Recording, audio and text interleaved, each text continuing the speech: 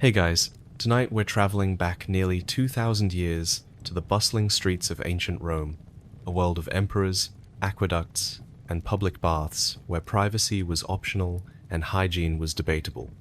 This was a city where gladiators fought for glory, philosophers argued in smoky forums, and the wrong insult could get you fed to something with teeth. But behind the marble statues and military conquests was a daily grind far messier than most history books admit. So tonight we're asking, what would it actually feel like to live just one day in ancient Rome? Let us know in the comments where you're tuning in from and what time it is for you. It's always fun seeing who's joining this journey from across the world. Now, dim the lights. Maybe let a candle flicker for a bit of atmosphere. Bonus points if it smells like olives. And let's ease into tonight's journey together. You sit up, slowly. Your spine crackles like a burnt scroll, and your joints ache with the kind of misery that doesn't care how old you are. You could be 20 or 60. It makes no difference when you sleep on a slanted floor next to a wall that hums with the scratching of rats behind it. You wiggle your toes. Still there. That's the first win of the day. From outside, the sounds of Rome pour in like a slap. Street vendors are already at war with each other, yelling about dates and barley and the miracle of their fish being only half rotten. Donkeys bray as they're whipped through the alleys. A baby cries with the fury of a senator whose wine has run dry. Somewhere nearby, a man is vomiting onto cobblestones. A normal Tuesday. You rub your face with the sleeve of your tunic, which smells like wet hay and despair. You slept in your clothes, because everyone does. Changing into fresh garments is a luxury for the upper classes, and, let's be honest, pointless when you'll just be coated in sweat and soot again by midday. You lean over to grab your sandals, which are tucked under a piece of firewood, doubling as a table leg. The sandals are still moist from yesterday's rainwater that seeped through the ceiling. Mold is forming on one of the straps. You sigh, pick them up anyway, and slide your feet in with the grace of a man accepting his fate. Downstairs, the building groans as someone stumbles down the uneven stone steps. The walls are so thin, you can hear every cough, sneeze, and insult exchanged between neighbors. One man shouts about someone stealing his chicken. Another screams back that it's not a chicken, it's his wife's pet goose. And anyway it wandered into his stew pot of its own free will. You glance around the room. Your possessions are few. A small clay cup, a bent spoon, a crust of bread hard enough to double as a weapon, and a wooden comb missing 2 teeth. There's a jar of olive oil with only a smear left in it, and a sack of lentils you've been rationing like gold dust. In one corner, there's a straw doll your neighbor's kid left behind, now serving as a tragic mascot of poverty. The walls are mottled with black patches of moisture. You don't want to know what kind of fungi live here, but they've got a better real estate deal than you. Every so often, a piece of the wall crumbles off when someone slams a door 3 floors below. You've gotten used to it. Rome is collapsing slowly, and you just happen to be living inside one of its many open wounds. You step outside your door and are immediately brushed by a swarm of flies escaping someone's breakfast. They move like a living cloud, buzzing around your head and then vanishing down the stairwell. The hallway smells like moldy figs and wet leather. A neighbor greets you with a grunt and a burp, his breath strong enough to strip the paint off a shield. You nod back, because that's what passes for pleasantries. The stairs are slick with humidity and something else that you hope is just spilled porridge. You take each step like it's your last. Which it might be, considering how often the top floor collapses on unlucky souls. It's happened before. You've seen it. One day, a man named Flavius was arguing with his wife on the 5th floor. The next, they were both part of the street decorations. At the base of the stairs, you step over a sleeping dog that may or may not belong to anyone. It twitches and snarls in its sleep. You don't blame it. Life is stressful when every meal is uncertain and every passerby is a potential kicker. You whisper a quick apology and squeeze past. Out in the alley, the heat hits you like a wall of wet wool. It's early, but the sun is already cooking yesterday's sewage in the gutters. You walk past an open window where someone is frying something in rancid oil. The smell is so aggressive it nearly peels the enamel off your teeth. You quicken your pace and try not to breathe too deeply. You dodge a cart rolling by, pulled by a donkey with one eye and a mean expression. The driver hurls curses at everyone, including the donkey, the gods, and his own sandals. You give him a wide berth. Last time you didn't. You ended up ankle-deep in fish guts and covered in what turned out not to be water. This is Rome. Glorious, filthy, roaring Rome. You are a speck in its machinery. A warm body taking up a spot between broken stones and broken dreams. And somehow, despite everything, you are still here. Awake, walking, wincing, alive. And that counts for something. You step outside your cramped room and instantly regret it. The hallway is darker than it should be for morning, with only a narrow slit in the wall pretending to be a window. The floor is slick with something unidentifiable and sticky, possibly olive oil or maybe last night's stew. Someone's laundry drips from a rope overhead and hits you square in the eye. You blink it away and press forward, feet slapping against worn stone stairs that lean left, then right, then maybe left again, like the building is too tired to stand up straight anymore. The stairwell reeks of mildew, feet, old goat cheese, and ambition that died 5 tenants ago. You hold your breath until your lungs protest, but even that doesn't protect you from the punch of ammonia when you reach the bottom floor. Someone forgot their chamber pot again. You sidestep it, narrowly avoiding a fresh splatter of what might be breakfast or aftermath. Either way, you're not interested in knowing. Out on the street, the sounds of Rome don't welcome you. They attack you. Metal clinks from a smithy 2 alleys down. A fishmonger screams about his latest catch, while his wife screams about his wandering eyes. A pair of children race past you barefoot, giggling and kicking up dust from a road that's more waste than stone.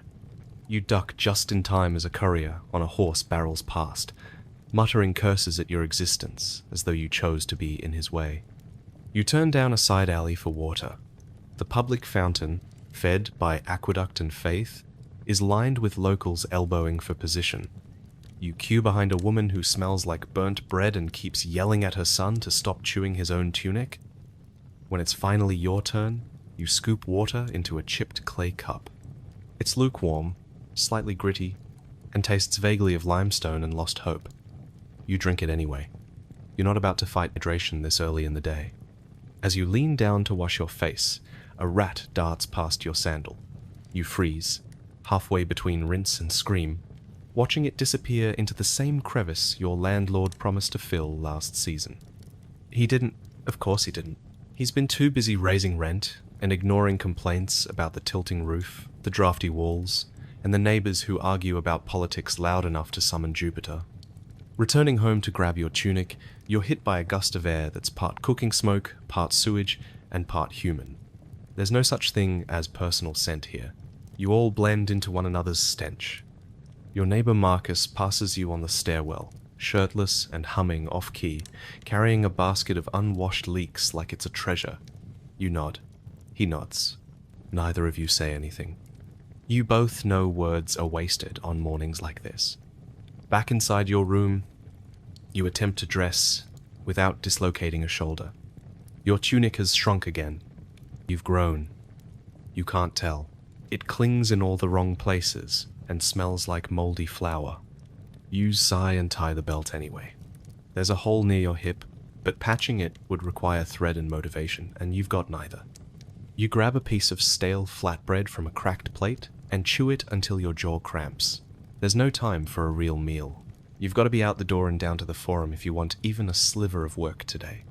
The competition is brutal, and the jobs are worse. Masonry if you're lucky. Sewer maintenance if you're not. If nothing comes up, there's always the dock, where lifting amphorae full of wine for minimum coin is practically a death sentence for your spine. You step outside again, one hand shielding your eyes from the sun already glaring at full strength. It smells even worse than earlier, if that's possible. Someone nearby is roasting onions. Someone else is butchering something you sincerely hope was already dead. And somewhere down the block, a man is arguing with his own donkey, loudly. As you head toward the forum, your sandal snaps. You stop. Swear. Try to tie it back together with a piece of reed you found on the ground. It holds, barely. A child snickers nearby. You give him a look. He sticks out his tongue. You sigh and move on. The sun climbs higher, cooking the street and your skin along with it. Sweat gathers behind your ears, under your arms, and everywhere else that chafes. You pass a line of slaves being marched through the market, their expressions flat, their feet dragging. You avert your eyes, not out of shame, but because there's nothing you can do for them. Nothing you can do for yourself, either. At the forum, the scene is already a chaotic mess of bodies, voices, and desperation. Men wave their arms, shout over one another, boast about skills they don't have. You squeeze into the crowd, scanning faces for any sign of opportunity. A foreman points. You raise your hand. He points at someone else. You're invisible again. You loiter for an hour, maybe two. The crowd thins as jobs are assigned. You get nothing, not even a promise, just a shrug and a scowl. You lean against a column and debate your next move. Try another spot? Head to the docks? Beg for coin outside the baths? None of it appeals. All of it is necessary. As the heat grows unbearable, you retreat to a shaded corner where an old man sells vinegar water from a dented jug. You pay 2 copper coins for a cup that tastes like wine's disappointing cousin, and wonder how long it'll be before your stomach regrets this decision, probably before nightfall. A group of men nearby argue about taxes, grain shortages, and who's to blame. One blames the Senate. One blames the gods. One blames his wife. None of them agree. None of them have answers. You sip your sour drink and stare at the ground. A passing cart throws up a cloud of dust that coats your arms and face. You blink, cough, wipe your mouth, and think, this is only the beginning of the day. You sit cross-legged on the uneven floor, brushing crumbs off your tunic that's been dyed brown more by grime than fabric. The first bite of your morning bread crunches between your molars like stepping on broken tiles. Your tongue finds a tiny stone baked right into the loaf.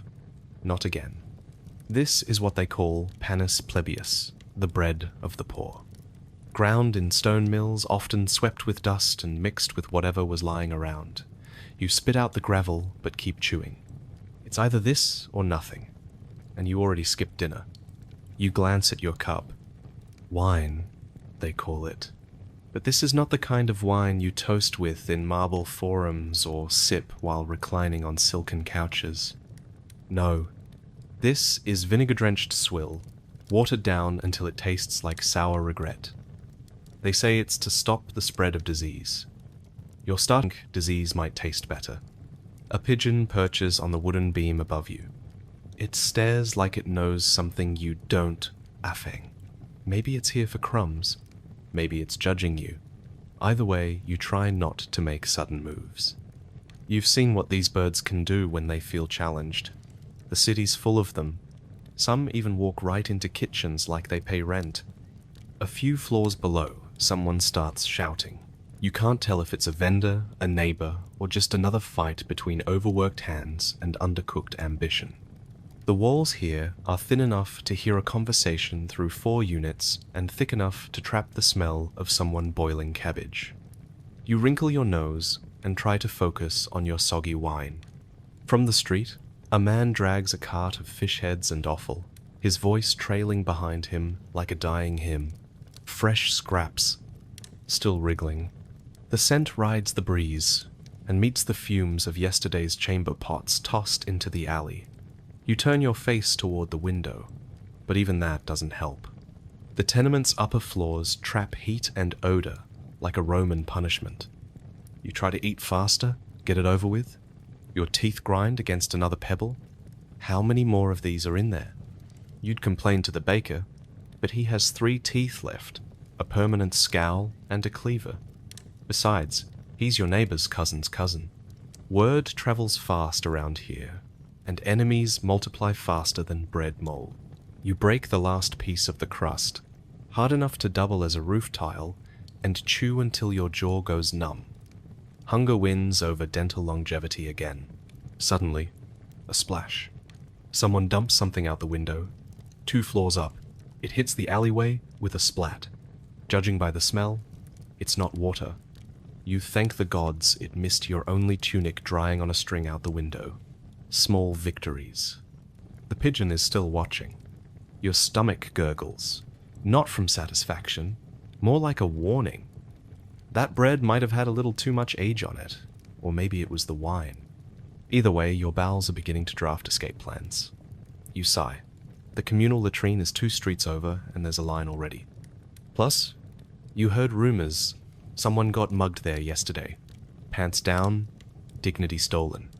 You consider your options, hold it and suffer, or make the trek, clutching your belly like a wounded soldier. You opt to wait, at least until your neighbor finishes hogging the stairs. She's been pacing them all morning, yelling at her runaway goat. Yes, someone has a goat in the tenement. It's a miracle the whole building hasn't collapsed yet. You drink the last sip of wine, swish it around to clean the gravel off your gums, and swallow hard. Your stomach grumbles louder. You feel like you've just eaten a bowl of construction debris. Your flatmate stirs on the mat beside you, groaning like a man 3 weeks past his expiration date. He scratches something on his chest that's probably not just a rash and reaches for the bread. You're glad you finished yours already. Morning, he grunts. You nod. Words cost energy. He takes a bite and immediately spits out a pebble. You pretend not to notice. From the window, the sun climbs higher, illuminating the layers of soot on your walls. You wonder how long it's been since anyone cleaned anything here. Maybe the pigeons will start paying rent. Or maybe they already do. And live better than you. A woman below calls out for her son. The boy answers from somewhere above. That's not good. You hear a brief commotion, then silence, followed by a rooster's confused crow. You don't ask. Another day. Another round of stone-flavored breakfast and vinegar dreams. And still, you've barely begun. Your bones already hurt, and you haven't even stood up yet. And now the goat is bleating again. You sit cross-legged on the uneven floor, brushing crumbs off your tunic that's been dyed brown more by grime than fabric. Across the room, your neighbor Gaius is already chewing loudly on his own morning rock loaf. He doesn't say a word, just chews and breathes like a gladiator, fresh from a brawl. You try not to meet his eyes. He's got one of those faces that makes you think twice about borrowing salt. Your bread, hard as masonry, flakes as you bite into it. Somewhere in your mouth, something crunches that should not crunch. It might be sand or stone, or whatever passed for flour after rats chewed through the grain sacks. You chew slowly, like grinding your way through a moral failure. Your teeth already hurt, and it's only daybreak. The wine you wash it down with is watered down to the color of regret, a mix of spoiled grapes and disappointment. Romans love to brag about their wine, but what you get is the dregs of the dregs, skimmed from a public vat that's probably been urinated in at least once, maybe twice, on festival days. You feel something run across your foot, not a breeze. Breezes do not have claws. You look down, and sure enough, there it goes. A rat the size of a house cat, dragging what looks like a fishbone in its teeth. The rat pauses, glances back at you like it's daring you to say something, then disappears under the wooden slats. You don't even flinch. That's just how mornings go. Your stomach groans, not from hunger, but in warning. You debate whether you should head to the public latrine now or later. Now means you might get the seat with a view of the river. Later means you risk sharing a bench with 4 drunk bricklayers and a guy who insists on telling jokes about vomit while relieving himself. You hear a thud next door, not a light one. That's the sound of someone collapsing or a goat kicking over a crate. Both have happened in that apartment before. You ignore it. You've made it this far by not asking questions. Now outside, the streets are already ankle-deep in trash and shouting. A merchant screams about fish prices while waving a rotting eel. Children dart between legs like rats with sandals. The cobblestones sweat under your feet, slick from spilled wine, goat urine, and things better left unidentified. You step over a shattered amphora, careful not to cut yourself, because gods forbid you have to visit the healer again. Last time, he tried to fix your cough with burned onion juice and a prayer to Mars. You reach the bakery. Sort of. It's not much of a shop. It's a hot brick hole in a wall with a teenager half asleep behind the counter and an old woman throwing dough into the oven like she's punishing it. You wait your turn, trying not to breathe too deeply. The smell is half-burnt bread and all sweat. The guy ahead of you farts loudly, pretends it didn't happen, and orders extra loaves. You don't even blink. Everyone smells like damp wool and digestive failure. Your turn comes. You hand over your last coin, which you're pretty sure has bite marks on it. The teenager takes it with a shrug and gives you a lump that could either be a bread roll or a fossil. You don't care. It's food. Sort of. You take a bite. It tastes like ash and chalk, with a hint of sock. Still better than last week, when you swore the bread had mold that blinked at you. You sit on a broken barrel outside and gnaw quietly. A man nearby is trying to sell what he claims are love potions. He's got 5 teeth and smells like boiled cabbage, and one of the bottles is visibly leaking onto his leg. You watch 2 women argue over a chicken. The chicken, wisely, is trying to escape in the other direction. Behind you, someone vomits into a gutter. The pigeons dive in like it's a buffet. You lose your appetite. Your wine bottle slips from your grip and clinks onto the stone. Not broken, miraculously. You take another sip and wince. The flavor has evolved since the last swallow. Somehow, it now tastes like warm vinegar mixed with sadness. The sun creeps higher. Your tunic starts to itch. The fleas have begun their morning parade. You try to scratch discreetly. A kid walks by and points at you, laughing. His nose is leaking something that should be in a medical scroll. You flip him off, he throws a pebble at you, and runs. And still, this is just breakfast. You push open the wooden door and instantly regret it. The stench is so dense, it feels like something alive slaps you in the face.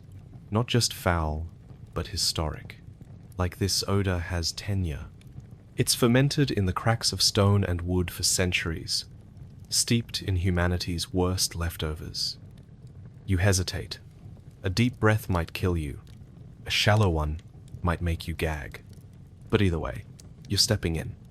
Inside, 2 long stone benches stretch along both walls, each one riddled with equally spaced holes carved into the top. Beneath them, a narrow trench of water moves slowly, sluggishly, carrying the city's sins out to whatever poor stream draws the short straw this week. 20 men, some young, some older than Rome itself, squat or perch on the benches like bloated pigeons.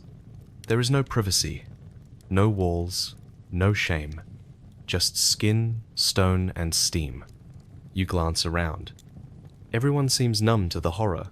A man near the far corner is eating olives straight from a pouch, nonchalant.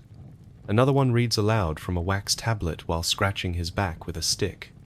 The guy to your left has both hands behind his head, like he's lounging on a beach, whistling through missing teeth. And in the corner, someone is snoring. He may be asleep. He may be dead. Either way, he's not the worst thing in the room. There's one empty spot between a sweating merchant and a man muttering about Neptune. You slide in, avoiding eye contact, tucking your tunic tightly so it doesn't touch anything. You clutch it like a lifeline and try not to breathe through your nose. Your thighs stick to the warm stone. You feel the faint heat radiating from the bench. Not from the sun, from generations of unfortunate souls who sat here before you. A drip hits your foot. You pray it's condensation. You know it's not. Then you notice the stick. In the middle of the room stands a wooden handle with a wet sponge tied to the end. It's communal. It's for wiping.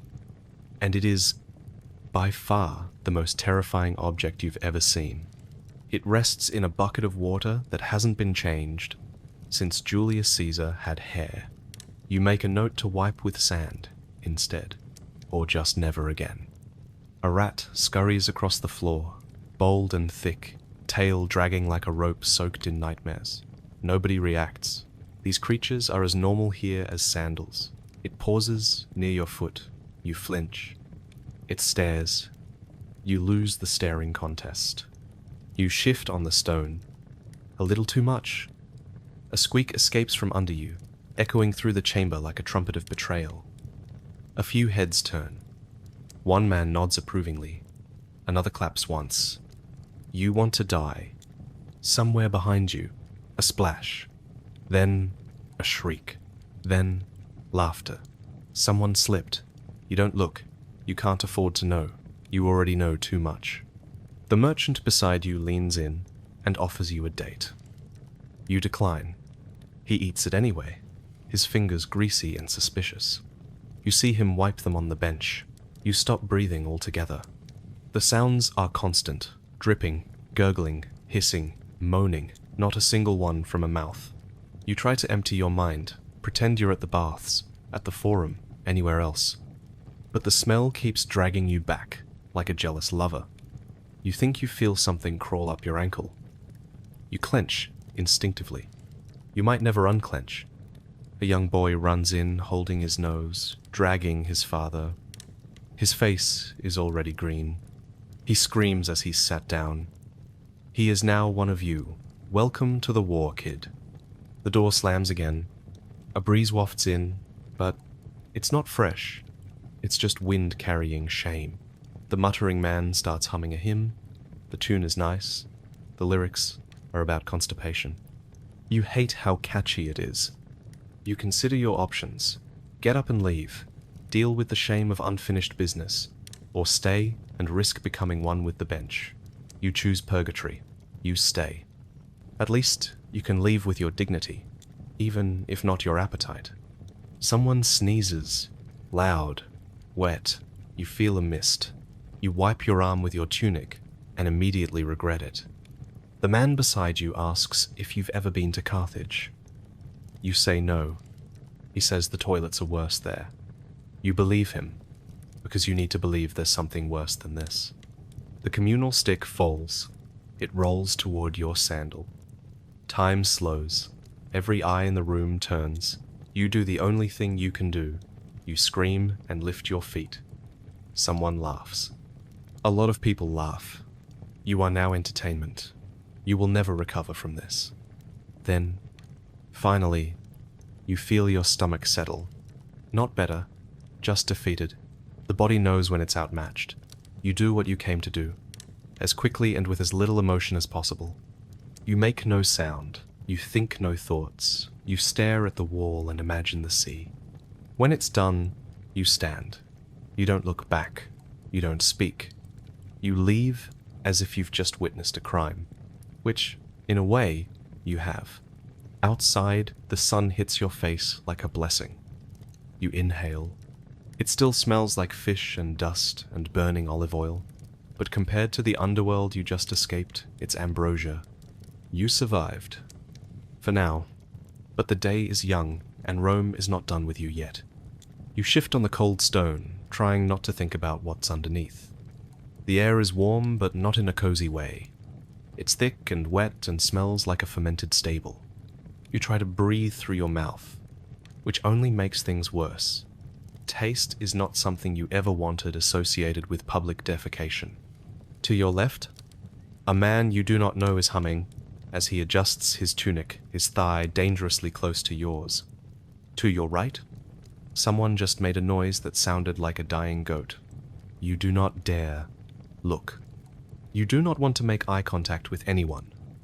There is no such thing as privacy in a Roman toilet.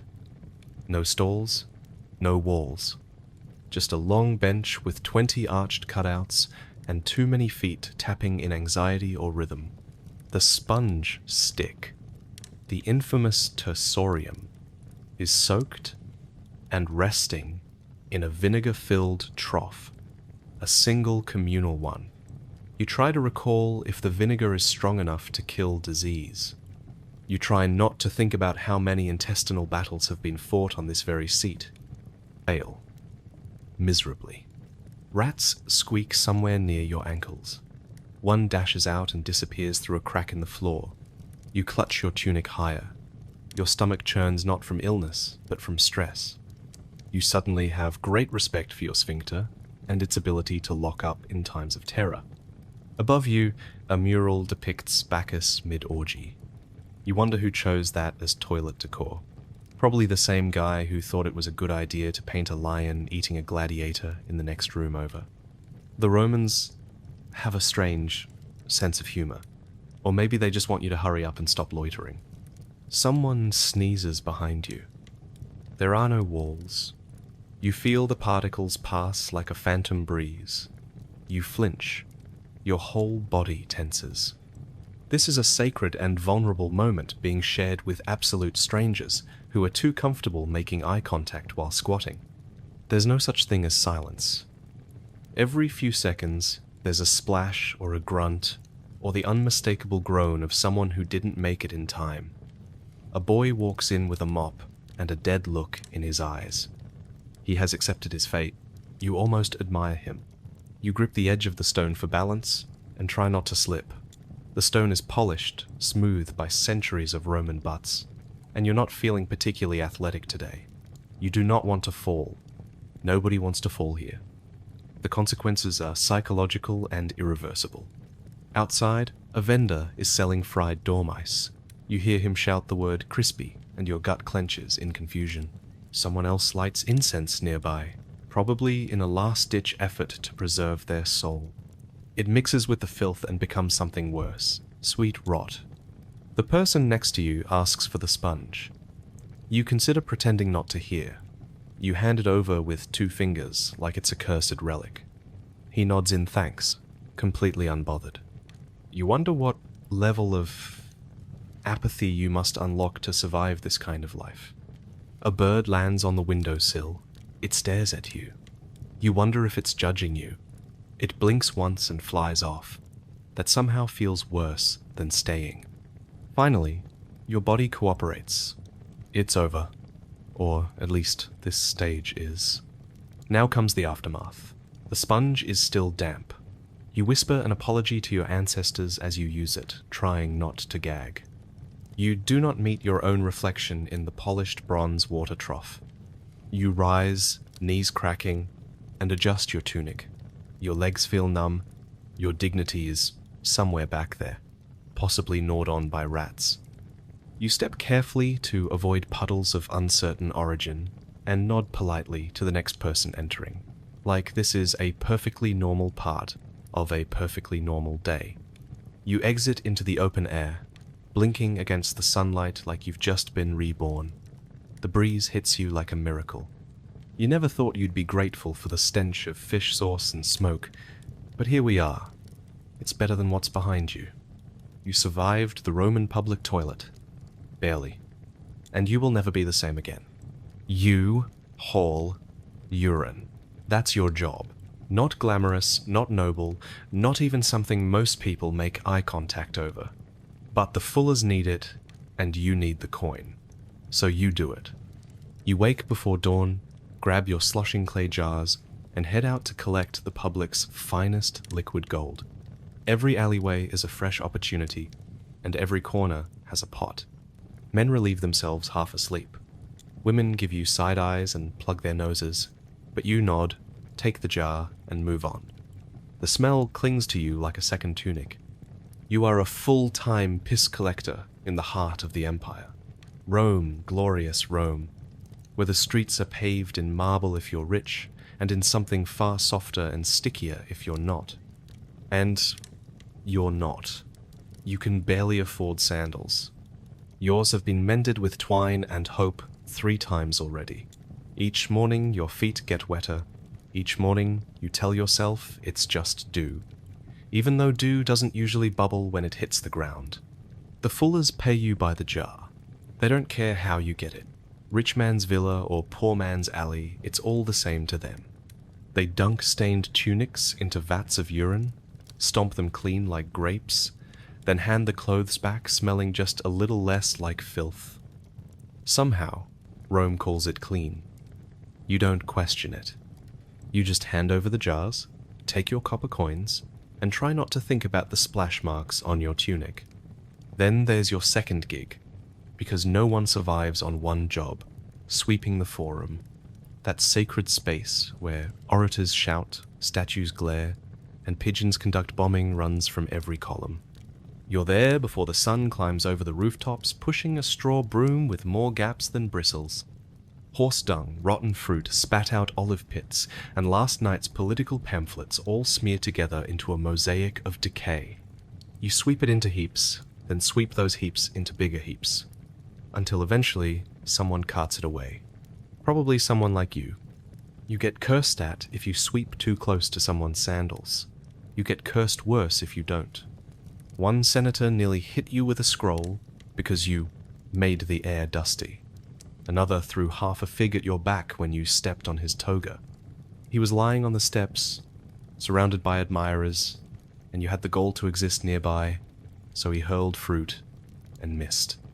There's no shade in the forum either. Not for you. The sun bakes the stones, and the stones bake your souls. You dream of clouds, you dream of cool breezes. Mostly you dream of just once, not stepping in something soft and warm at 6 in the morning. After the sweeping, you haul buckets. You don't know what's in them. Slop, wash water, something from a fishmonger. You don't ask. You carry. Up the hill, down the hill, into shops, and out again. Some shopkeepers nod. Some shout. One keeps calling you boy, even though you're older than his beard. Doesn't matter. You carry the bucket. You carry it. You empty it. You wipe your hands on your tunic and pretend you can still feel your fingers. At some point you realize you haven't eaten. Your stomach whines like a sick dog. You pull out a crust of barley bread from your pouch. It's hard enough to chip a tooth, but it's yours. You dunk it into water that smells like pipe moss, then chew like it's a gladiator fight, and your molars are the main contenders. You sit on a broken column while chewing. Your back screams. Your knees wobble. A fly lands on your nose. You're too tired to shoo it.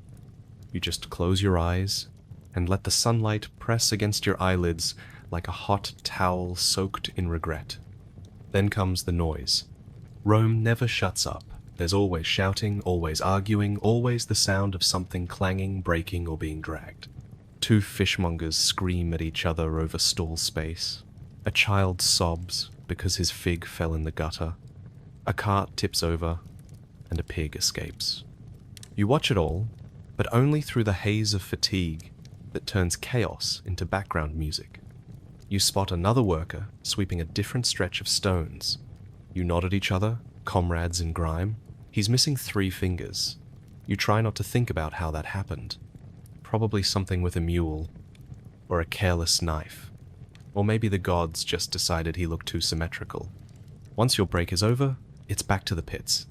There's a new latrine in the market quarter, and they need someone to manage it. That's code for standing nearby with a stick, poking at things that shouldn't be there, and trying not to vomit from the stench. You try. You really do. But by the end of your shift, you've dry heaved 4 times, sneezed something unholy into your sleeve, and seriously considered moving to Gaul. But you don't. You stay in Rome, because this is your home. Your crumbling tenement, your piss jars, your fig-stained sandals, your aching knees. This is the heart of the empire, and it beats to the rhythm of feet on cobblestones, curses in the morning, and 1,000 jobs no one wants to do. And you do them all. One slop bucket at a time. You barely had time to cough up the stench from the last errand before you're handed another. A merchant points to a trail of fish guts smeared across the paving stones. "Clean it," he grunts, not even looking at you. You don't even have a proper broom, just a palm fiber brush that's balding like a senator. So you stoop again and begin smearing the slime into a wet stain that smells like it died twice.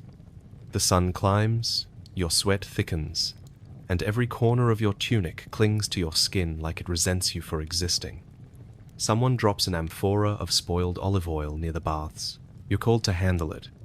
The smell is rich, rotten, and acidic enough to make your eyes water. A patrician walks past, pinching his nose with a silk cloth, as if it might save him from your reality. His sandals are embroidered. Yours are frayed. His skin is clean. Yours is streaked with filth that's not all your own. You don't stop working. If you stop, someone else will take your place and your daily bread with it. Even slaves have tasks that might be easier than yours, but at least you aren't whipped. Not usually. Not unless you make a scene or drop something expensive. You make a game out of seeing how long you can go without gagging, or how quickly you can finish before your back locks up again. Today's goal? Try to survive without puking on yourself. The forum is loud, as always. Senators argue about things that don't affect you. Philosophers preach to bored students. You catch one talking about virtue as you scrub pigeon droppings off a marble statue of some forgotten war god. You wonder if the god minds. You certainly do. It's midday when you're assigned to the public latrines for a quick inspection. You know what that really means. Someone clogged a drain again, and you're the tool. You step into the damp, echoing chamber and immediately regret breathing. Warm wastewater seeps through your sandals. You avoid looking directly at the flowing channel, because last time you did, you saw something float by with teeth. There's a stick with a sponge on it left behind. You don't touch it, not even with gloves. You jab a rod into the clogged hole and stir until something finally shifts with a gurgle. You take a step back just in time to avoid a splash that would have ended your day early. A rat squeaks, dashes over your foot, and vanishes into a wall crack. You try not to scream. You leave the latrine a changed person. Not improved, just different. Altered on a molecular level. You smell worse. You feel worse. You are worse. And there's still half a day left to survive. A child runs by and kicks dust onto your clean sandals. You scowl. He grins. Somewhere down the alley, a butcher pours pig blood into a gutter, and it sloshes toward your feet. You jump away, but not fast enough. Red streaks the hem of your tunic, which already looked like a punishment. Your next task? Haul the waste from the Phalonica to the disposal ditch outside the Sabura. You balance 2 sloshing buckets of urine on a yoke across your shoulders. Every step is a test of core strength and mental stability. The smell rises in hot waves. You pass a woman selling flowers who glares at you like you just insulted Jupiter. You don't blame her. By the time you reach the ditch, your arms are trembling and your nose has shut down in protest. You dump the buckets and try not to look too closely at what else is floating there. Bits of fabric, a shoe, a finger maybe. You don't want to know. Back at the Phalonica, a man covered in soapline nods at you. You're late, he says, as if time runs differently for him. He hands you another load of rags and points at the scrubbing basin. You roll up your sleeves and start again. Your hands burn from the chemical stew. Cuts from earlier reopen. You wonder how long until they fester. The sun has shifted lower now, casting long shadows between buildings that feel closer every day. Your knees pop every time you squat, and your spine feels like someone tried to sculpt it with a hammer. The only thing keeping you upright is the knowledge that you'll get a scrap of bread and a few sips of wine when this is over. Maybe. By the time the last rag is scrubbed and the last insult muttered under breath, you are no longer human. You are grime incarnate. You shuffle back to the tenement with your hands coated in sour soap, your feet blistered, and your brain tuned to one word: rest. A neighbor calls out from a window. Work hard. Stink harder, he says with a laugh. You pretend to chuckle. You don't have the energy to argue. You climb the stairs to your floor, each step wobblier than the last. At the door, you pause. The thought crosses your mind. Is it worth it? Tomorrow, it will all happen again. The filth, the stench, the unending cycle of tasks that chip away at your soul like water on stone. But you open the door anyway, step inside, and collapse onto your lumpy straw mattress.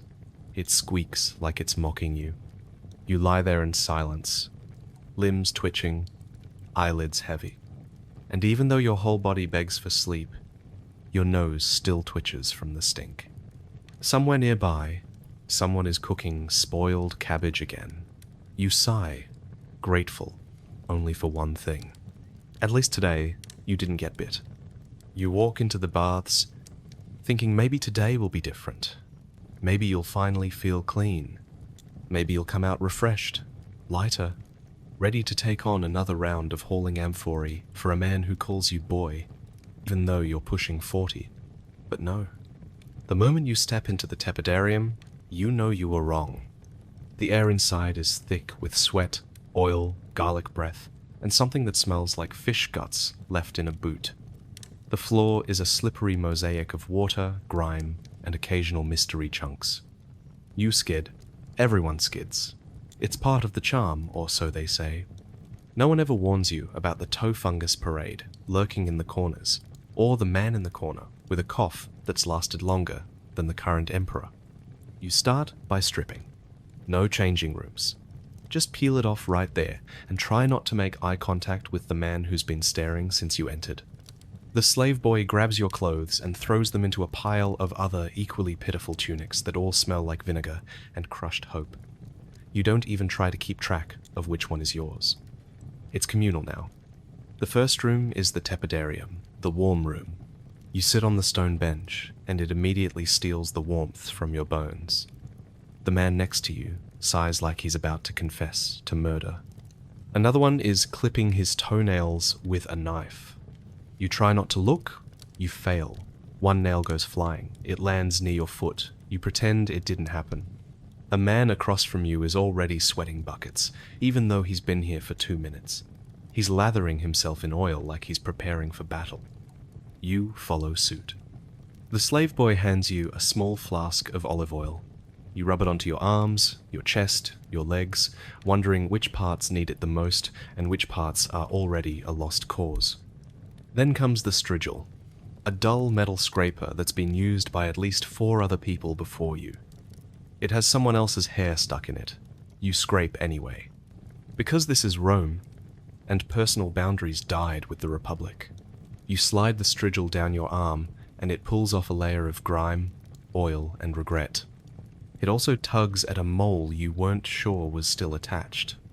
The man next to you offers to scrape your back. His smile says friendly, but his hands say rough carpenter. You let him do it because scraping your own back is impossible unless you're double-jointed or desperate. Which, to be fair, most people here are.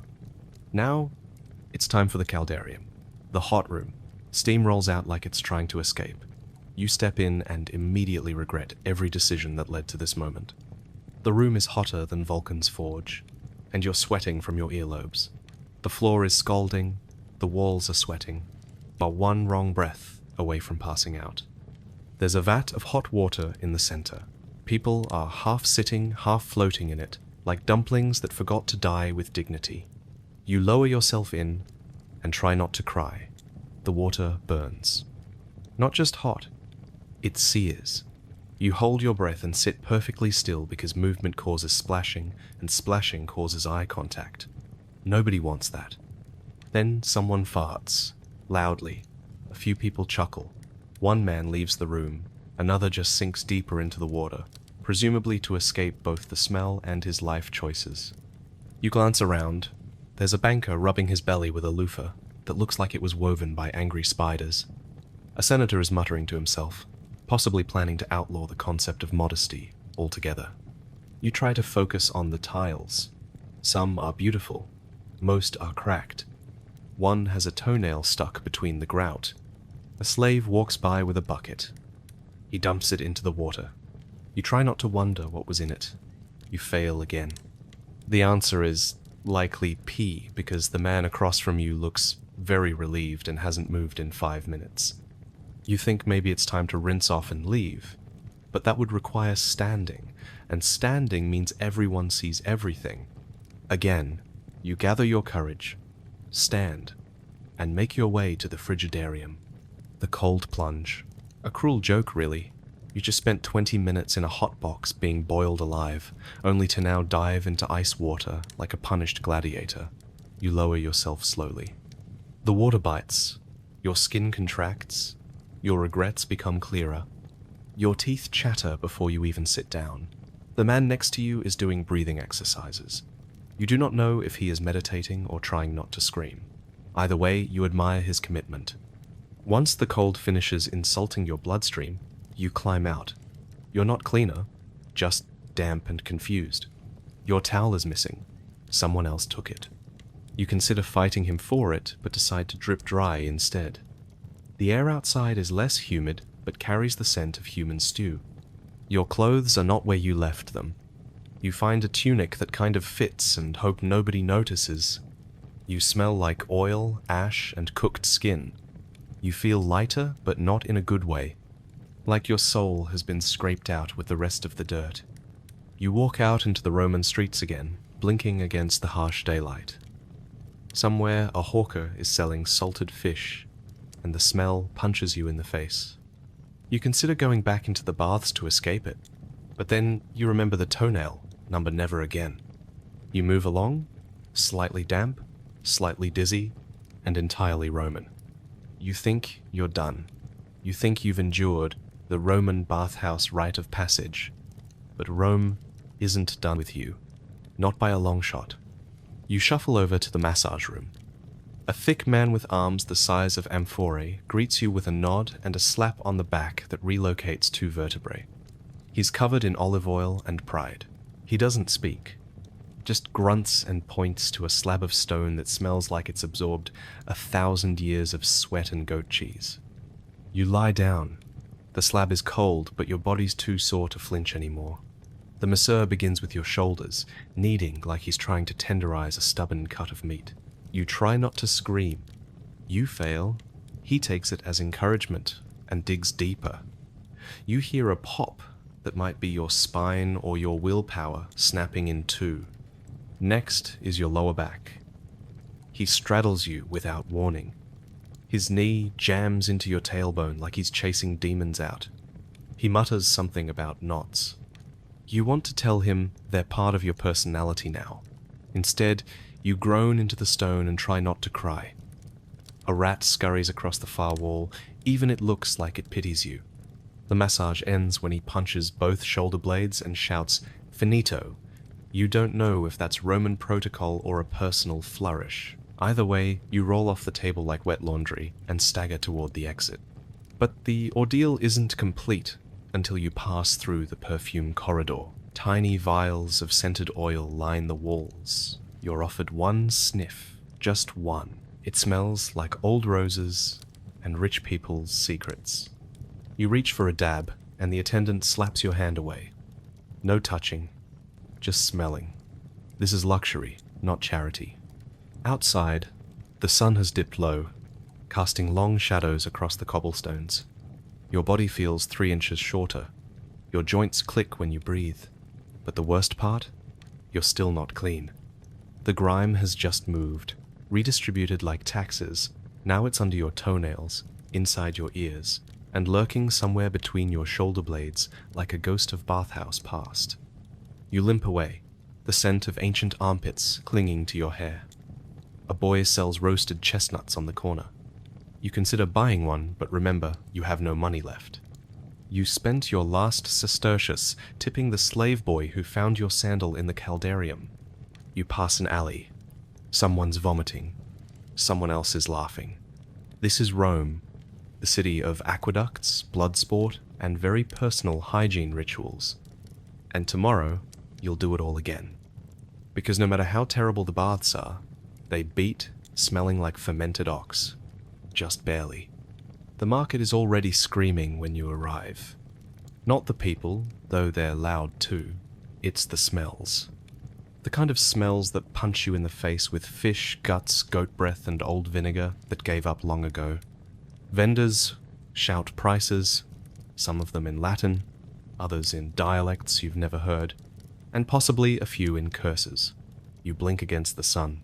It reflects off the scales of dead mackerel like a divine insult. The fish are displayed on planks soaked through with melted ice and yesterday's slime.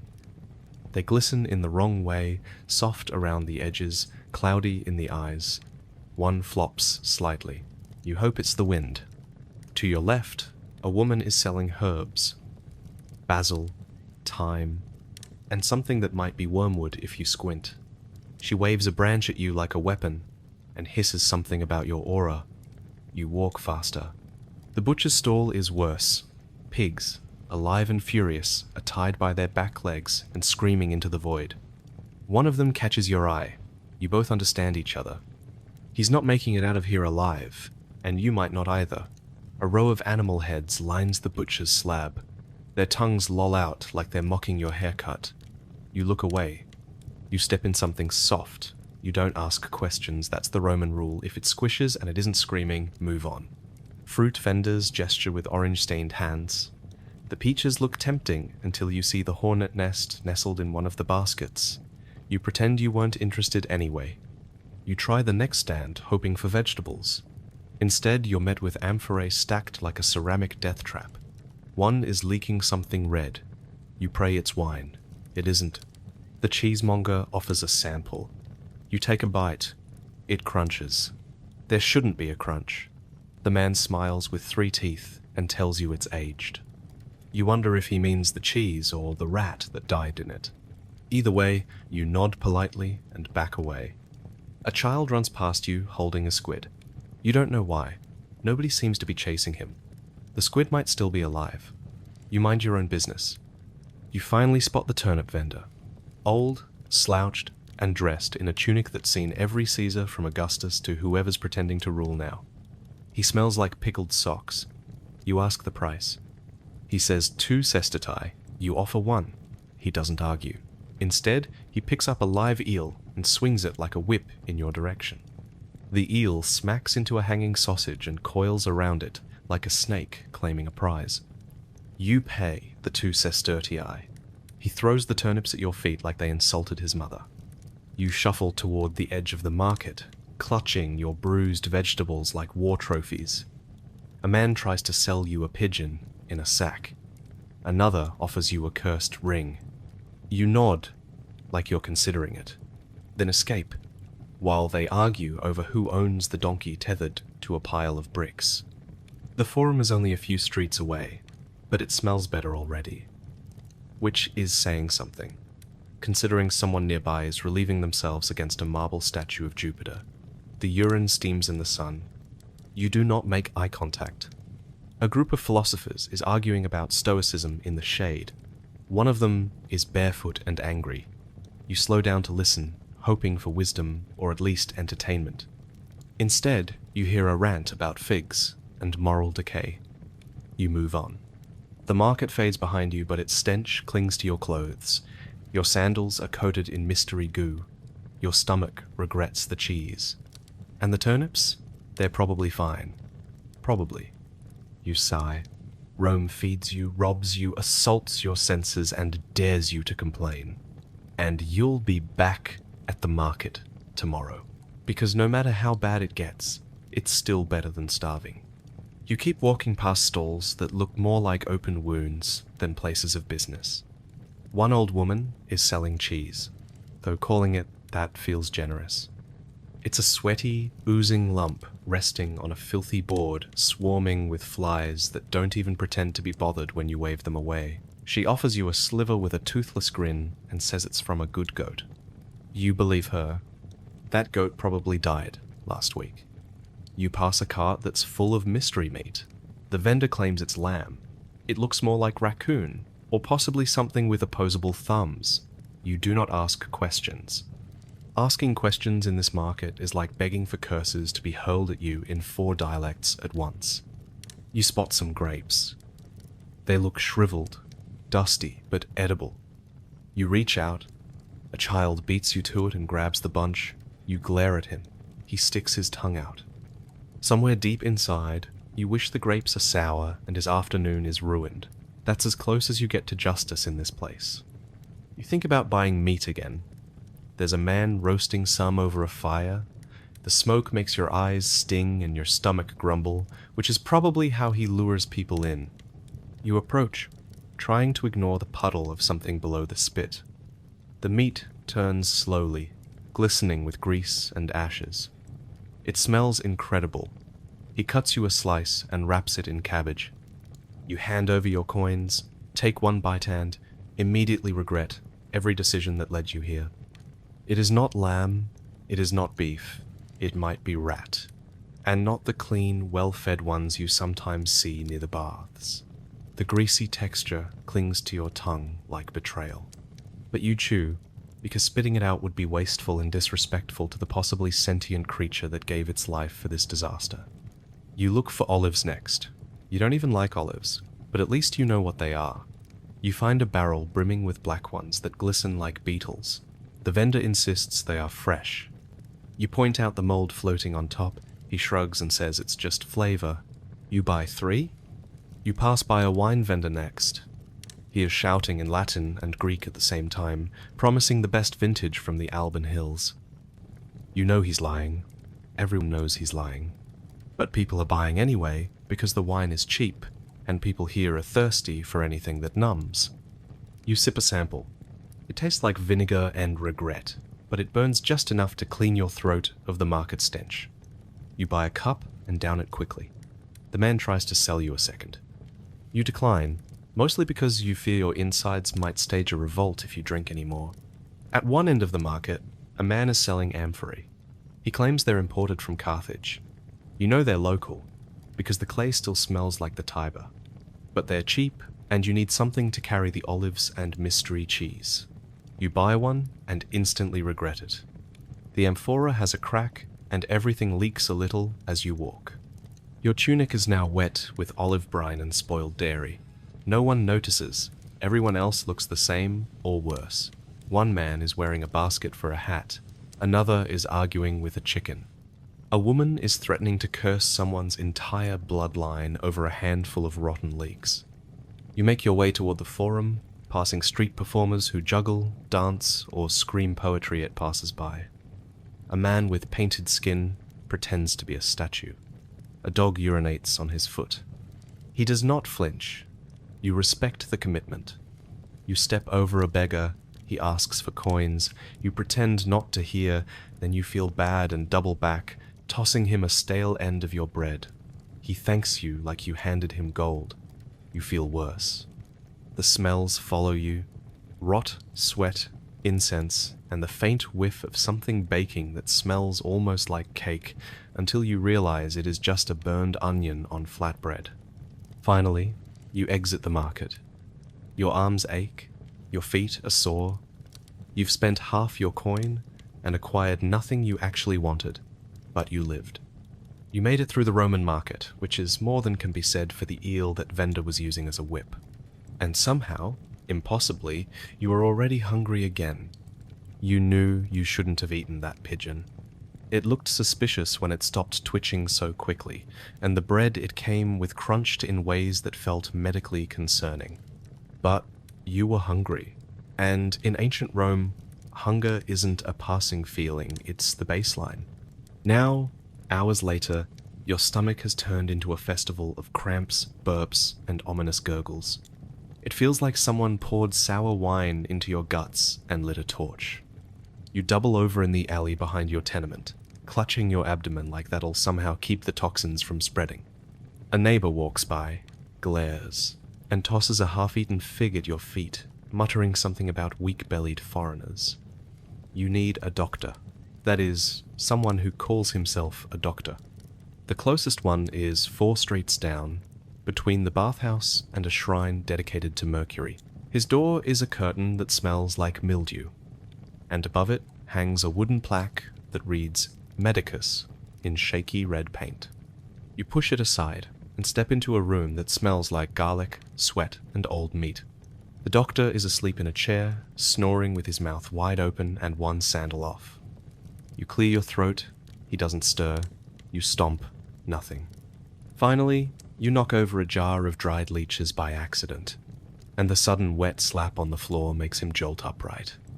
He squints at you through eyes clouded with wine or age, possibly both, and says, "You look pale. Sit."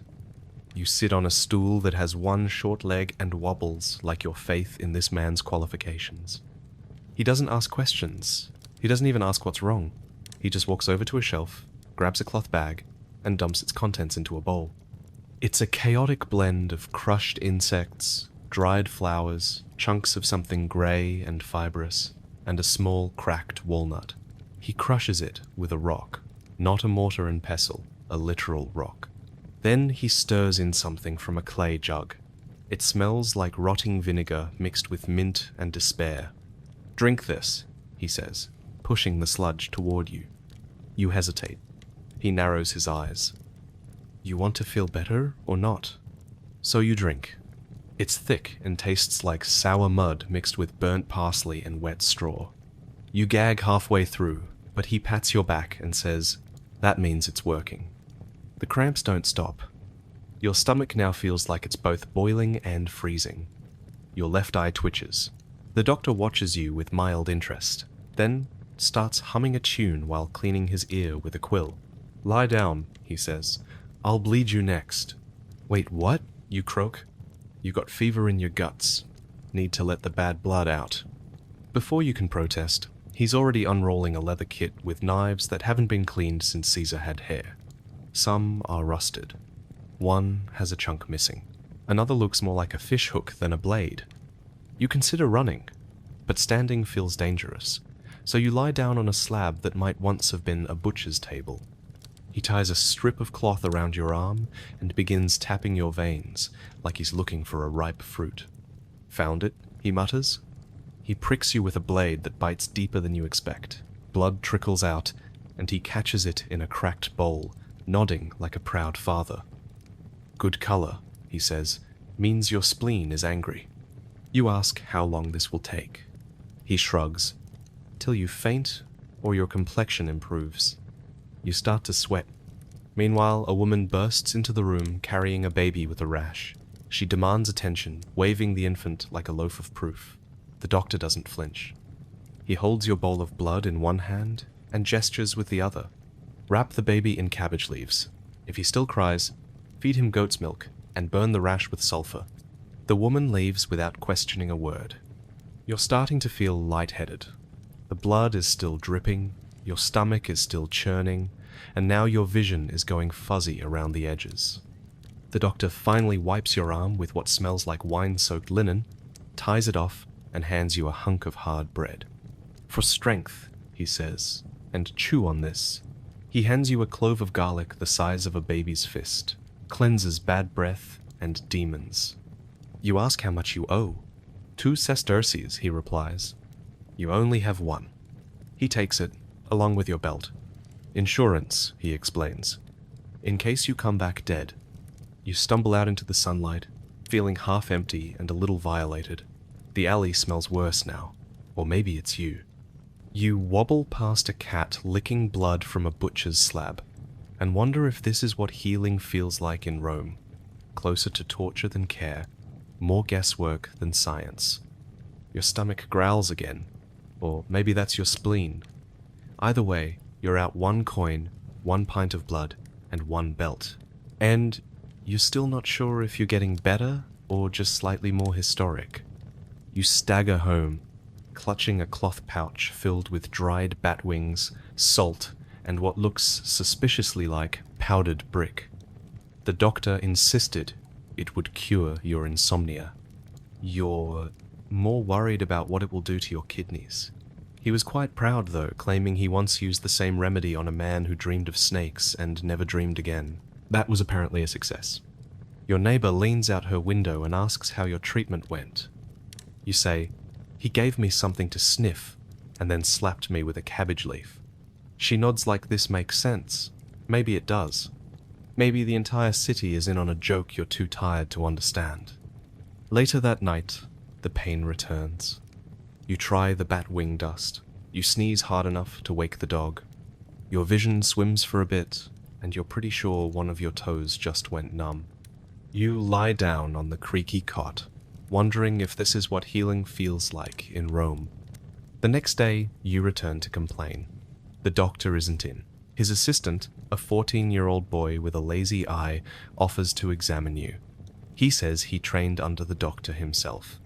You say, "How long?" He says, "Since Tuesday. It is Wednesday." You decline the examination and walk out. The walk back home feels longer, probably because you're limping now. By mid-afternoon, you hear about a new doctor down the road. He's just arrived from Egypt and claims to use real science. You give it a shot. His clinic smells like incense and lispid. He has a beard that's been braided into 3 separate curls and a robe that sweeps the ground like it's performing a ritual. He looks at your swollen leg and hums. Then he lights a candle, pours goat milk into a brass bowl, and watches the bubbles. You ask what he's doing. He says, "Listening." You ask what he hears. He says, "You'll live." You, "If that's good." He shrugs. Next, he gives you a charm made of twisted iron and chicken bone. "Wear this while you sleep," he says, "and eat only white foods." You ask what counts as white. He says, "Things the gods can see clearly." You give up. Back at home, you try to follow the advice. You eat boiled onion, garlic, and what you think is stale goat cheese. It all tastes the same: salty, sour, and faintly hopeless. You hang the charm by your bed. You do not sleep. In the middle of the night, your leg starts twitching. Not pain exactly, just a strange rhythm, like it's doing a dance you don't remember learning. You stare at the ceiling and wonder if this is the beginning of death, or just another Tuesday in Rome. The next morning, your friend says his cousin is an herbalist. She works out of a cart near the circus. You find her between a pie seller and a man who trains fleas. She has a necklace made of walnut shells and eyes like burnt honey. You explain your symptoms. She nods, spits into a jar, and tells you to drink it. You walk away instead. Later, someone recommends you visit the temple of Aesculapius, supposedly the god of healing.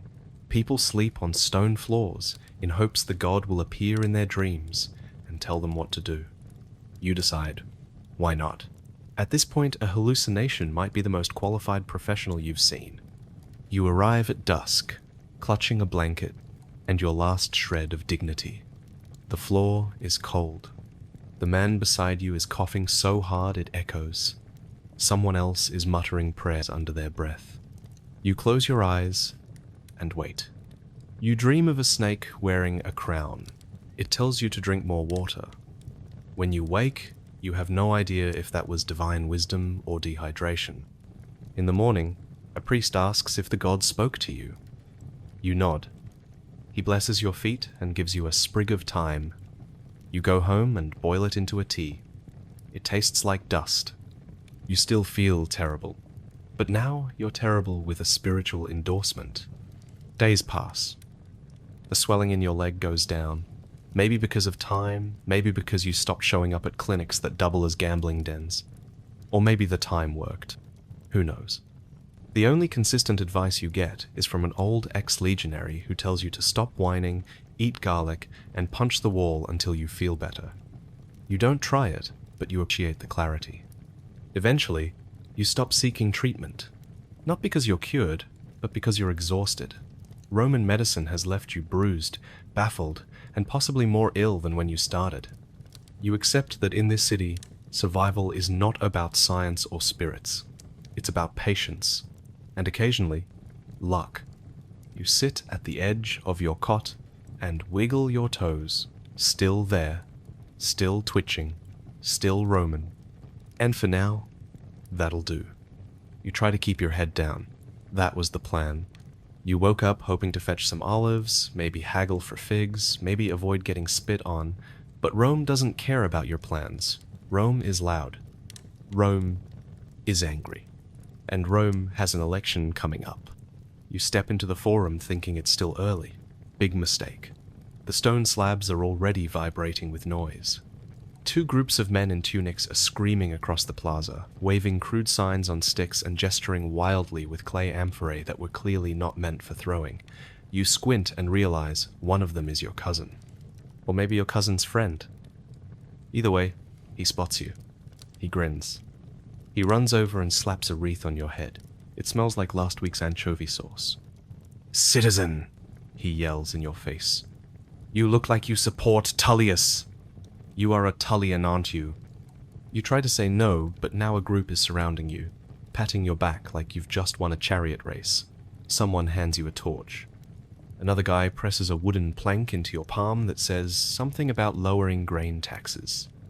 Before you know it, you're swept into a marching line of barefoot protesters chanting in half-synchronized rage. A merchant tries to push his stall out of the way and spills dried fish all over the road. You trip over a leg of goat and end up shoulder to shoulder with a man who smells like boiled snails and is missing most of his teeth. "For the people," he shouts. You nod weakly. A tomato flies past your ear and bursts on a marble pillar. You flinch, he laughs. "It's not a real rally until someone gets hit with produce," he says, completely unbothered. Everywhere you look, the air is thick with dust, sweat, and political slogans shouted in Latin, so mangled even Cicero would weep. One group is waving banners with a poorly painted eagle. Another is carrying a statue of a naked candidate. The third just chants, "Bread, bread, bread," as they pelt random passers-by with crusts.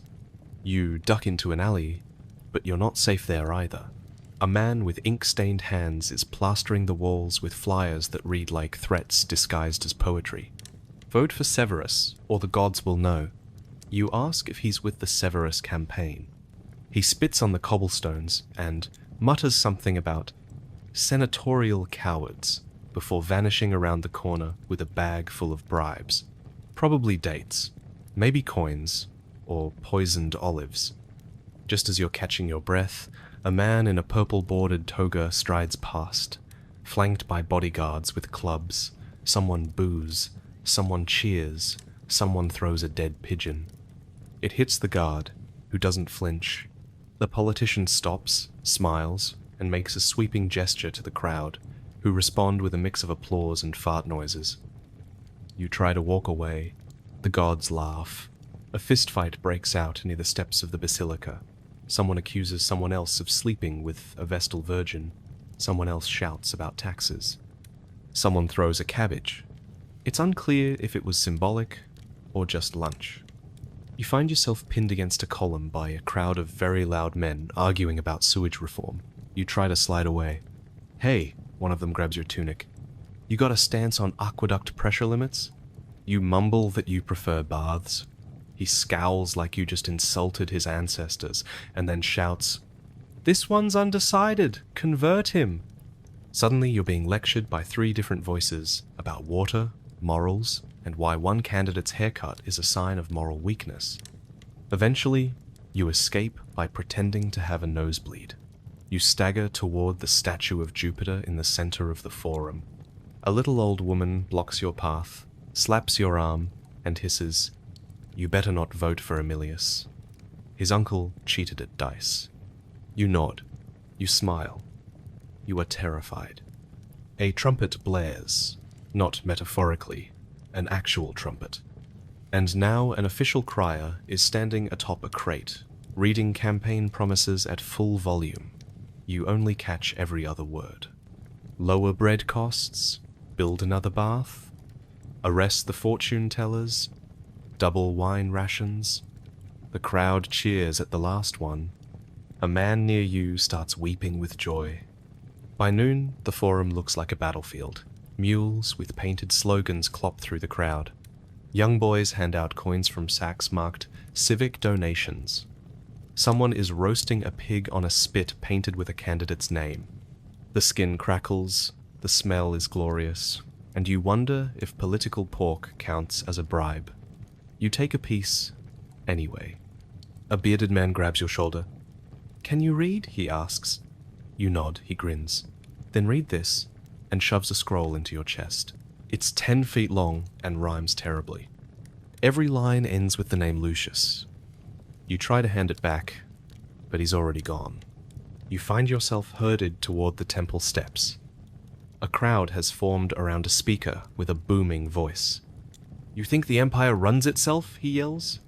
"You think the gods care who wins?" "No, but I do, and you should too," the crowd roars. You join in out of fear.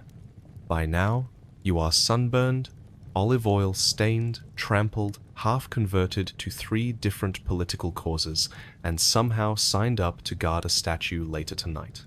You have no idea which statue, and you still haven't bought those figs. You're just trying to escape. That's all. Maybe duck down a side street, grab a flatbread, and find a little shade where no one's yelling.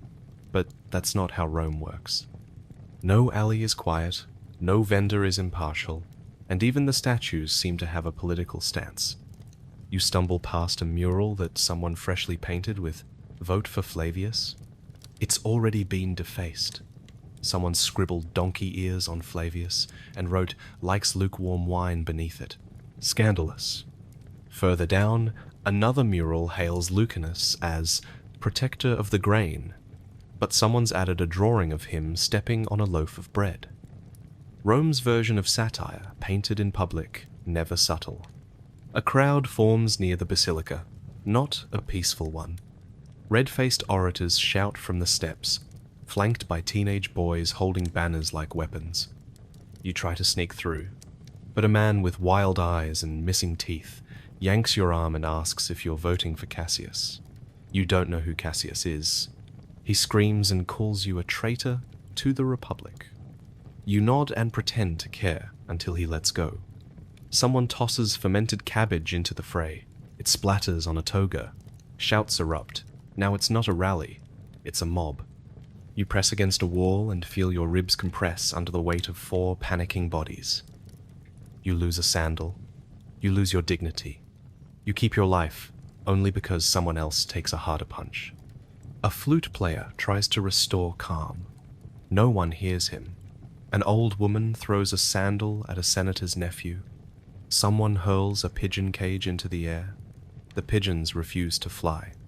By the time you crawl out of the square, your tunic is streaked with garum. Your face is pink from sun and shame, and your hair smells like sour barley. You try to speak to a merchant for directions, but he only raises an eyebrow and mutters about tourists. The city doesn't slow down. Not for arguments, not for injuries, certainly not for you. Rome moves like a stampede of goats, noisy, unbothered, and a little bit insane. The baker's boy nearly runs you over delivering burned loaves to a senator's estate. A slave drops a bucket from a 3rd floor. It misses you by a fig's width. You keep walking. You pass another forum. This one's smaller, but no quieter. Rich men debate philosophy here, loudly and with spit flying. A man wearing rings on every finger rants about stoicism while chewing olives. He says, "Pain is just perception." You believe him until you step on a broken tile and yelp. He laughs. Pain, it turns out, is also comedy. A few soldiers march past. They don't stop the chaos. They don't even look twice. You wonder what their job actually is, because maintain order clearly isn't on the list. One of them is picking at his teeth with a chicken bone. Another is dozing while standing. They move in rhythm like ducks in a parade. You round a corner and run straight into a parade of Vestal virgins. They glide like ghosts, faces unreadable, guarded by stern priests who eyeball you like you're about to defile the sacred air. You back away slowly. One of them drops a flower. You pick it up. A priest snatches it from your hand and hisses that it's for Vesta only. You apologize. He doesn't care. Further along, a man stands on a barrel shouting about taxes. He says the Republic is corrupt, that the aqueducts are broken on purpose, that the Senate eats too many peaches while children starve. No one listens except a dog and one guy chewing on a chicken foot. The angry man eventually falls off the barrel. Nobody helps him up. At the fountain, a child throws coins into the water and prays for a calmer Rome. Another child immediately jumps in and steals the coins. You watch this happen and question every civic value you've ever been taught. An old man next to you shrugs and says, "That's politics." As the sun starts to set, the streets finally ease, the shouting quiets, the banners flutter in tired silence. You find a bench and sit. A donkey tied nearby looks at you with what feels like sympathy. Or maybe judgment. Hard to say with donkeys. Then you hear it. One final voice yelling about a candidate's illegitimate children. You sigh so deeply your bones shift. You want peace, Rome wants drama. You want rest. Rome gives you slogans and fig-stained tunics. You stand, the bench creaks in relief. By the time you make it home, the voices still echo in your ears. Politics here isn't seasonal, it's constant, relentless, loud enough to keep the dead up, and you're not even a citizen. You're just trying to survive. But survival in ancient Rome means learning to chant when they chant, to duck when they throw, and to always walk fast when someone says, "Do you support?" with their eyes too wide. Because in this city, silence isn't golden, it's suspicious. You lean on the doorframe, clutching your stomach, trying not to bring back up everything you just forced down. Your host peeks out and chuckles like this is all part of the Roman charm. You nod and wipe your mouth with the edge of your tunic. You can still feel that honey cake crawling in your throat. Your neighbor pats your back with the enthusiasm of a man trying to dislodge a chicken bone. "Strong flavor, eh?" he says. You nod again. You're not sure you remember how to speak. Your tongue feels like it's been scraped clean and dipped in vinegar. Inside, the conversation rages on. Someone is reenacting a gladiator fight, using a wooden spoon and a hunk of bread. The host's cousin, now several goblets deep into whatever that wine was, is heckling the performer and throwing fig pits at the wall. A slave quietly cleans it all up behind him without blinking. You wonder what it's like to have so little choice and so much chaos. The smell inside the dining room has shifted. Someone brought out a platter of roasted eel, and now the room is thick with brine and garlic. The eel is still twitching slightly. One man cheers and stabs it with a fork, declaring it fresh enough. You shudder. You consider sneaking away, but the hostess calls your name and waves you back to the cushion. Your legs carry you like they've signed a truce with your pride. You sit down, try not to inhale, and accept the next course. Boiled lentils. They look innocent. They are not. The texture is off. Somehow both undercooked and mushy. You chew slowly, wondering how lentils can taste burnt and raw at the same time. A man to your left says something about how they cleanse the humors. You're starting to believe they summon them instead. The wine keeps flowing. Your stomach growls in protest, unsure whether to digest or rebel. A piece of crusty bread arrives, dusted in what might be ash. You bite down and feel a snap. A stone. Another one. Your teeth are going to mutiny. Someone says, "Bread filler, cheaper than flour." You want to cry. The host proposes a toast. Everyone raises their cups and shouts something in Latin you only half understand. You say it too. Then you regret it. The vibration of speaking sends the wine sloshing inside you, mixing dangerously with dormouse and despair. By now, the slaves are clearing the plates, wiping down tables, and brushing crumbs onto the floor. One bends to pick up a spoon and makes the mistake of meeting your eyes. There's a flicker of pity, or maybe amusement. Either way, it burns. A flute player returns for an encore, this time with a goatskin drum. The rhythm is chaotic. You think it's a love song, or a warning. The crowd claps along anyway. A man gets up and dances. His toga slips. No one blinks. You fake a yawn. Mention something about early work in the morning. Your host insists you stay. You say it's a matter of religious duty. He backs off. You're grateful for the gods. Outside, the air is sour and warm, but it's yours. You breathe in like it's the finest incense. Somewhere nearby, a dog is howling at the moon or at indigestion. You relate. You limp home, hand on your belly like it might fall off. The dormouse is still winning. The honey cake is planning a sequel. You swear never to accept a dinner invitation again, but you will. Because this is Rome, and survival means smiling through the meal and praying the gods are too distracted to notice your suffering. You try not to breathe through your nose as you tear another hunk from your bread. The crust is rock hard, and it takes effort to chew without cracking a tooth. Your jaw aches by the fourth bite, but it's better than what your neighbor just offered you: boiled cow's udder in vinegar. Apparently it's a delicacy. Apparently they also hate you. You glance around the room and realize nobody is really eating. They're pecking at their food, sniffing suspicious items, passing bowls of pickled turnips and salted eel back and forth like they're playing hot potato with culinary failure. The stew has cooled into a lumpy, oily sludge, and the mystery meat floats on top like a dare. The wine at least is tolerable. It's still sour, of course, and watered down to the point of sadness, but it's room temperature and mildly numbing. That's all you need right now. You sip and let the haze settle, hoping it dulls your awareness of the chewy gristle clinging to your molars. Across the table, a man in his 40s with a huge scar running across his cheek begins a long story about how he once faked food poisoning to avoid eating stuffed pig rectum at a governor's banquet. It's not clear whether the punchline is that he didn't get away with it or that he married the governor's daughter afterward. Either way, nobody laughs. They just nod, solemnly, as if to say, yes, we have all suffered. Your host gestures toward a new disher-roasted bird of some kind. It's the size of a fist and still has tiny claws attached. Its beady little eyes stare upward, like it died offended.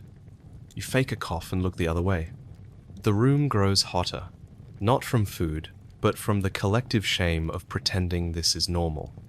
The candles flicker, sending melted wax down onto the table, which no one notices because they're too focused on cutting something rubbery enough to be a sandal. Someone bites into a date, stuffed with pine nuts and honey. It's supposed to be a treat. He immediately spits it out, because the date was also filled with ants. Dead ones, but still not part of the recipe. Your stomach grumbles in protest. You're not even sure if it's hunger or fear. Either way, you decide to politely excuse yourself. There's no polite way to say, your fish pie smells like an open grave, so you go with the classic, I forgot I have to wash my tunic. Your host doesn't protest. Maybe they know. Maybe they also regret this meal but feel obligated by tradition, pride, or just sheer stubbornness. You nod, gather your half-full bowl of defeat, and shuffle out the door before anyone offers you dessert. Ah, yes, dessert. You thought it was safe.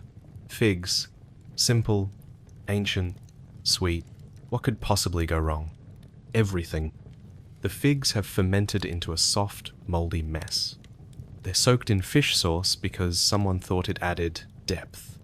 You take one bite and immediately understand why ancient Roman physicians thought vomiting after meals was a health ritual. It wasn't a cure. It was survival. You stagger out into the street, mouth open, gasping for unflavored air. Even the smell of the nearby latrines is better than the memory of whatever just dissolved on your tongue.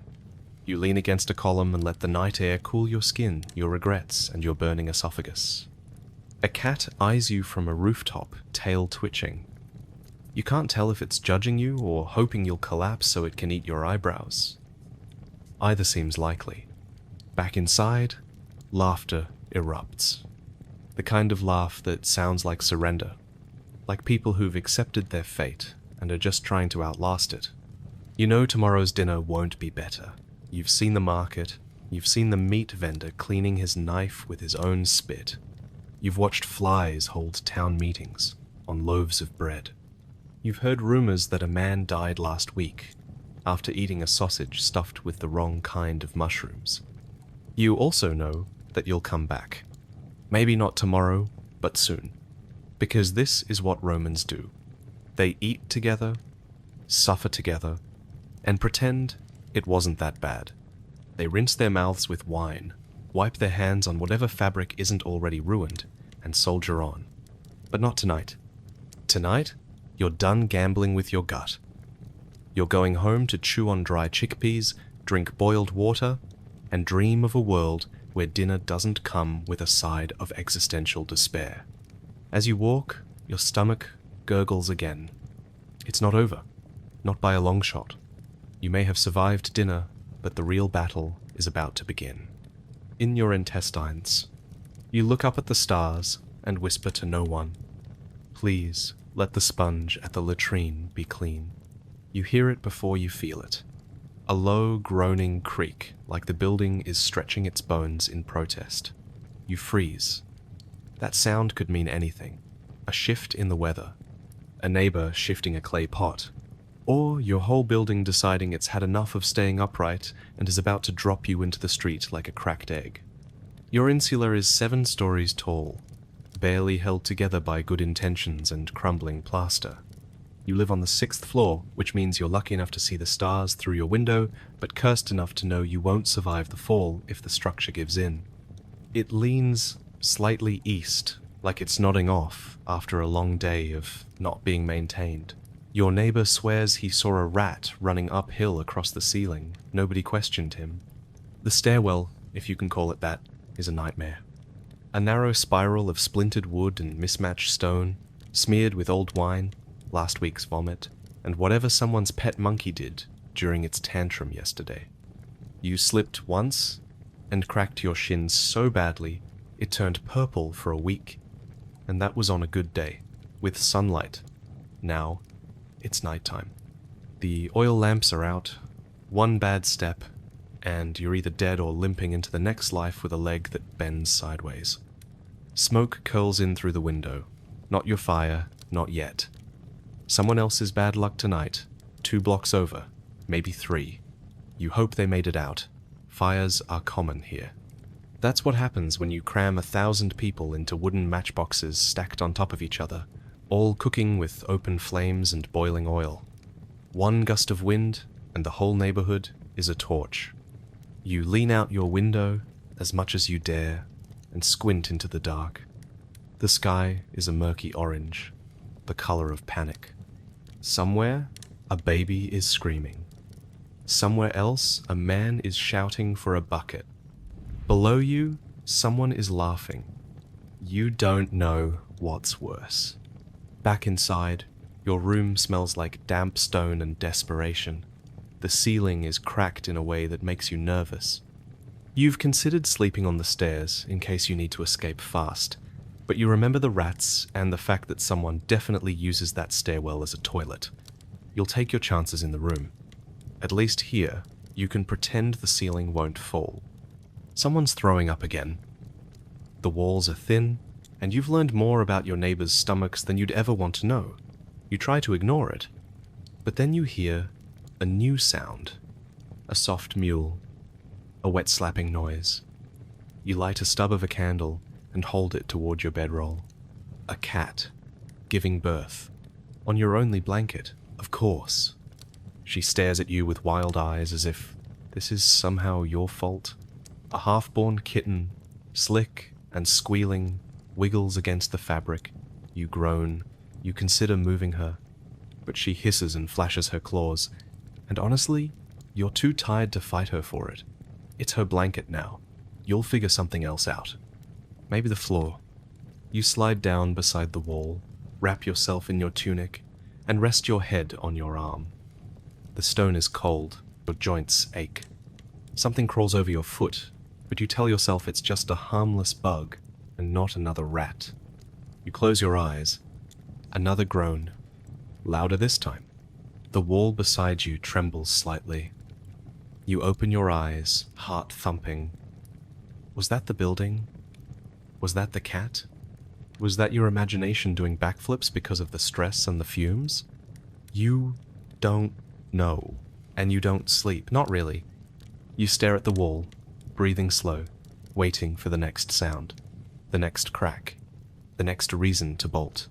You don't undress. You don't lie flat. You're ready to run, if running will even help.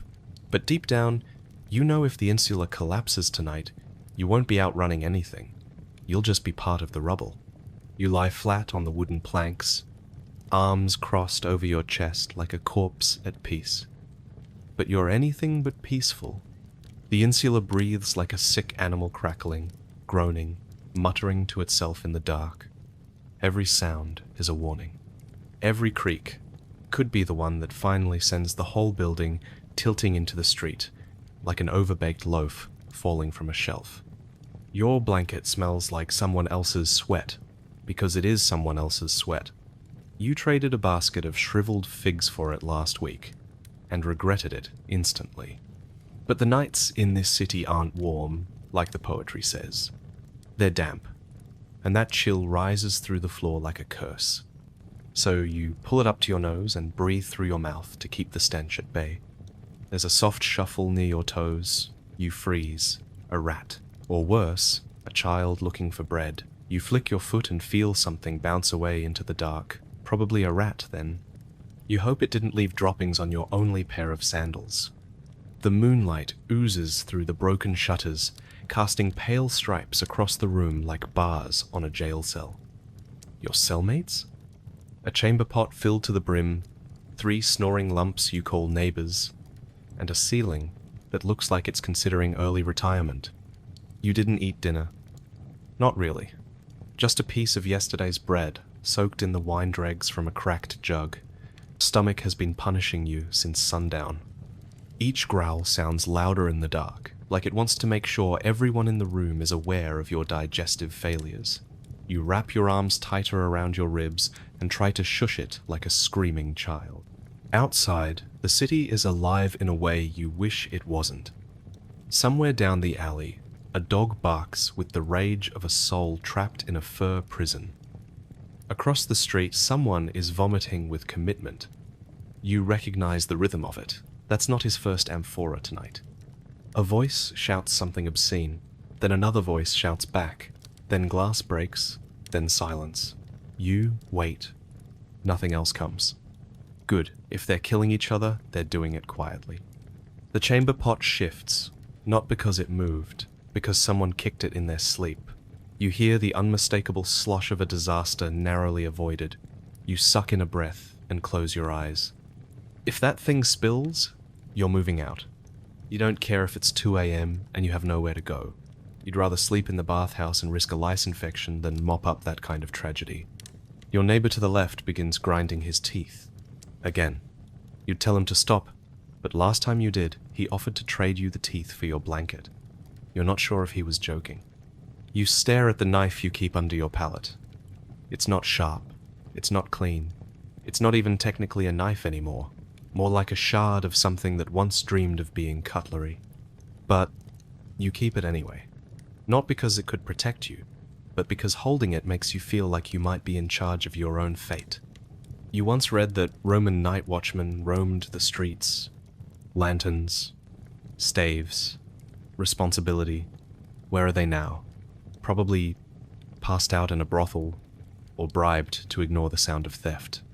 You don't trust them to guard a wheelbarrow, let alone a block of flats packed with the poorest souls in Rome. The ceiling cracks again. You flinch. A little piece of plaster crumbles onto your cheek. You don't brush it off. You've learned that moving makes it worse. Just lie still and pray it doesn't decide to come down in a bigger piece next time. Somewhere on the stairs, a floorboard pops. You sit up slowly, eyes wide. You listen. A shuffle, a pause, another creak. Someone is coming up, or down, or maybe just loitering. You reach for the knife, grip it tight. The metal is cold, even though it's been next to your body all night. Your heart isn't pounding, it's crawling. One slow beat at a time, waiting to see if this is it. The door rattles. Not your door, the one across the hall. You hear someone cough. Then a soft whimper. Then footsteps retreating. You don't put the knife down. You hold it until your hand cramps. Eventually, your body gives up. You lie back down, still in your clothes, with your eyes open and your mind spinning like a rat wheel. Every sound is a mystery. Every breeze is a threat. Every hour feels like a challenge to survive just a little longer. And yet, despite it all, you find yourself drifting, not to sleep. Sleep is for people with beds and doors that lock. You drift to that half-conscious haze where dreams mix with memories and your brain starts cataloguing regrets like a bored librarian. In the distance, you hear the faint bells of a temple's early prayers. Morning is coming. Another day. Another round of disappointments. You're not sure if that's comforting or cruel. Either way, you made it through the night. For now, you made it through the noise, the smells, the rodents, and the relentless grind, barely. The sun has slipped behind the uneven skyline of crooked insulae and soot-covered temples, leaving you with a sky the color of old blood and ash. The day isn't really over, but your body is. Your knees crack like old amphorae when you sit down, and the plank under you sags, exhausted in solidarity. Your feet are blistered from pacing cobbled roads that feel like they were laid by drunk gods. Your stomach is twisted from a stew that may or may not have included actual rat. You haven't bathed in 3 days, unless you count the drizzle that fell while you were hauling urine barrels to the laundry boys. You don't. That water was dirtier than your thoughts by the time it hit your skin. The Empire looks a lot different from the bottom. You're not marching in triumph or lounging in a marble atrium while being fanned by imported servants. You're swatting flies with a sandal and wondering if the buzzing in your ear is a fly or your last coherent thought rattling loose. Your tunic smells like armpit soup. Your hair is stiff with either sweat or pigeon droppings, hard to tell anymore. And your back? It gave up around noon, just didn't send a formal resignation. It simply stopped cooperating and now hums with dull pain every time you breathe. You chew on a crust of bread so dry it might actually be evolving into a weapon. Every bite sends shockwaves through your jaw. Someone across the alley is arguing about the price of spoiled olives. Again, that's been the soundtrack to your life. Yelling, banging, clanging, and the occasional scream that may or may not be medical. You thought Rome would feel grand, like history come to life. But this is history's armpit. The part between the shiny mosaics and the epic poems. The part that no one inscribes in stone because it stinks too much to memorialize. The man next to you coughs into a cloth that's gone grey with use. He's been coughing since morning, and now it sounds wet. You edge away, but there's nowhere to go. You're packed tighter than olives in brine. Every corner is occupied by someone else just trying to survive. A family sleeps under a single wool blanket. A widow rocks herself in a broken chair. A dog sniffs a pile of who knows what near the latrine. Sleep doesn't come easy. It never does. The walls creak, and every creak sounds like collapse. The stairs above groan under someone's weight. The baby 3 doors down starts wailing again, like she's been born into a joke and just got the punchline. You close your eyes and see darkness. Not peace, just the absence of anything better. Your dreams, when they come, are twisted reruns of the day. You're running from a fire, with a chamber pot in one hand, and your sandals melting off your feet. You're back at the bathhouse. Only this time, the man with boils is also giving a speech on hygiene. You wake up gasping, drenched in sweat that smells like your lunch.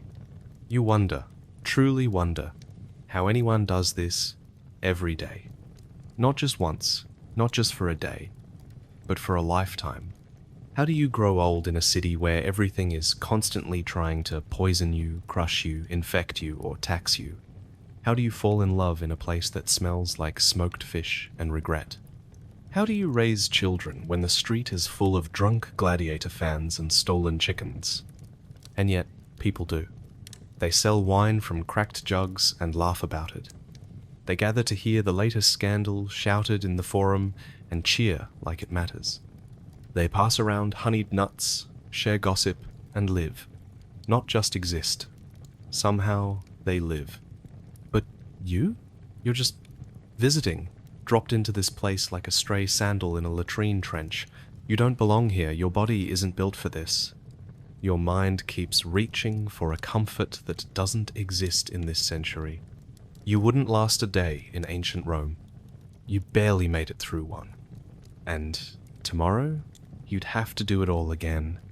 The chamber pot would still be full, the bread still full of grit, the streets still teeming with more chaos than a tavern on payday. You'd still be broke, bent, and blistered before the sun even hit your shadow. But the Romans, the real ones, they did it, day after day, with dignity, with grit, with an absolutely shocking tolerance for fermented fish sauce. They built an empire, not with marble and gold, but with backs like yours aching and bruised, with feet like yours, swollen and cracked, with hands like yours, dirty and trembling, still trying to carry water uphill both ways. So, maybe, just maybe, there's something to admire there. Not the monuments, not the generals, but the people who woke up in rooms that stank like boiled feet and still got to work. But you? No judgment. You're going back to your clean sheets, your climate control, and your noise-cancelling headphones. Go ahead, turn off the lights. Take a deep breath. Appreciate the silence. And as you drift off to sleep, just remember, history isn't always grand. Sometimes, it's just surviving the stink